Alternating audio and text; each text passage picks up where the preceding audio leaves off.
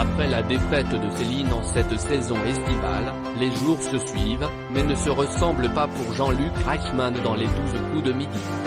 À moins de 3 mètres de midi ont essayé de garder leur trophée accroché à leur pupitre depuis le départ de l'une des plus grandes championnes de la quotidienne. La dernière en date s'appelle Nathalie. Ce samedi 5 août 2023 sur TF1, elle tentera pour sa 4e participation d'évincer ses adversaires à coups de bonnes réponses. Seulement, la route a été parsemée d'embûches lors de l'émission de la veille. Elle a affronté Clara, Vincent et Florence, 3 rivaux de taille. Une nouvelle ère pour Jean-Luc Reichmann dans les 12 coups de midi. En attendant la suite de la partie, plusieurs changements historiques vont être opérés pour Jean-Luc Reichmann.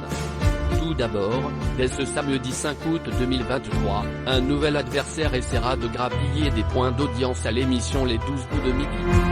Jarry succède à Laurence Boccolini ce samedi 5 août 2023 dans Tout le monde veut prendre sa place. De plus, dès ce lundi 7 août 2023 et pour une période de 2 semaines, l'animateur de TF1 aura une double fenêtre d'exposition avec une rediffusion de la veille à partir de 10h40. Du côté de la compétition, si Clara n'a pas eu de mal à éliminer Florence lors du coup d'envoi, Vincent a évincé la jeune femme pendant la 2e étape. Ce dernier s'est confronté à Nathalie pour le coup fatal. Le duel a été serré pendant la première partie, le challenger a perdu les pédales juste après. Nathalie a gagné son match avec 25 secondes d'avance. Les 12 coups de midi du 5 août 2023, Kenji Girac était bien sûr l'étoile mystérieuse.